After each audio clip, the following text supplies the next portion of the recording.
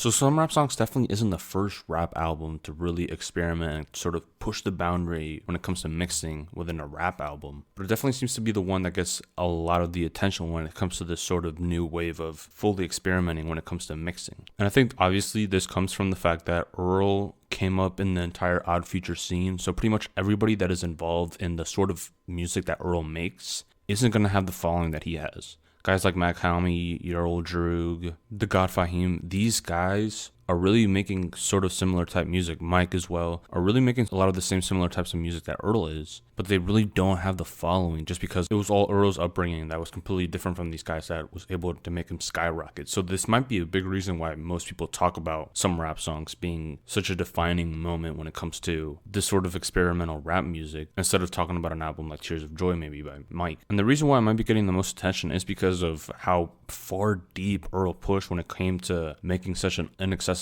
sound turn out to be so soulful and so well put together and so well thought out and crafted. It was really impressive just throughout this entire album. But there are two major criticisms that this album faces when it comes to people that either aren't fully in love with this album or just can't get with it at all. And the first thing is the offbeat rapping. Now, when a rapper is offbeat, it can definitely be a gripe. It can definitely be a criticism and a negative towards them. And this was especially true in the early 90s and even before that when hip-hop was really starting to develop and evolve as a genre. But eventually, hip-hop grew and eventually offbeat rapping at this point doesn't necessarily mean bad rapping. When it comes to guys like MF Doom and Rock Marciano, and now more present day, guys again like Mac Hammy and Earl himself and Mike, these guys that really rap offbeat in a lot of ways, in a lot of different ways, have proven that you can sound very good and still sound offbeat. So the evolution of being offbeat has sort of evolved to the point where being offbeat, yeah, it can definitely be a criticism because some guys do sound bad when they're offbeat. I think someone like DaBaby sounds really bad when they're offbeat. But the guys that I just mentioned have proven that being offbeat can at times be a good thing. Now, the second major criticism that this album faces is obviously the mixing.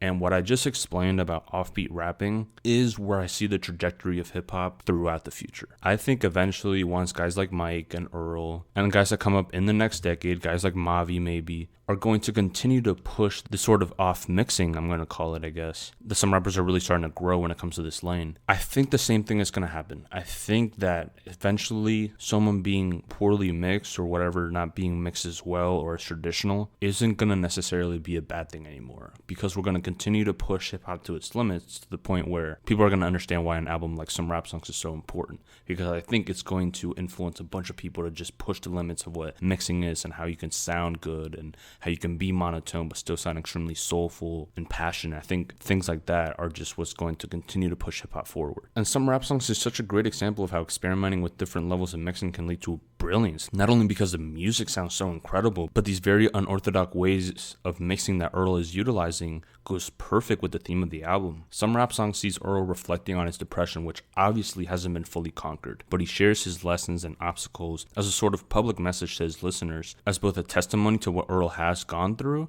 and as well as advice that the listener can use and apply into their own situations. With a topic like this, it makes perfect sense why Earl would decide to have such difficult mixing placed throughout these songs. You see him at times just drowning in the mix where it seems like he sort of is backing up the instrumental instead of the instrumental backing him up, but it still sounds great. In the very first song, Shattered Dreams, you hear how much he's drowning in the mix, and he also says, come take a stroll through the mud, come through this entire experience of me. And it's not going to sound traditional. It's going to sound weird at times, and you might not fully appreciate it at first, and it's going to take some time, and it's going to be difficult. It's going to be money to get through, but eventually you understand what Earl's story is, and you start to appreciate the instrumentals and how important they are to what he's talking about, and it just clicks with you. And throughout the album, it's pretty incredible how Earl can at times sounds like he's backing up the instrumental instead of the instrumental backing him up. Usually a rapper will hold firm to being the forefront of the track, but Earl sometimes takes a back step just to fit in with the overall theme. And it's crazy how he can sound so good and so soulful at times. Like in cuts like Azúcar and The Bends, Earl is sounding so soulful while still sort of being so low in the mix and so, again, muddy. It's really the perfect way to describe it. An album like this really gets me excited about the future of hip hop. It opens the door to so many flows with the offbeat rapping style, along with the sound, as cats like Earl, Mike, Mac Hammy, and many others are pushing the sounds of hip hop to a whole new level. So the mixing on this album can definitely be a negative, and I feel like even if you're a huge fan of this album like I am, you should understand why someone wouldn't enjoy it. But the so-called off mixing comes off with a purpose that is executed beautifully, to the point where having the mixing being off doesn't necessarily mean it's a bad thing. Very similar to the offbeat rapping that hip-hop has been able to evolve through, and not necessarily always considered a gripe, but at times a good thing. And this is what I believe will give some rap songs long-lasting power and remembrance throughout time, and it'll be able to stand the test of time. And that's because I truly believe that this is a new direction that hip-hop's going through,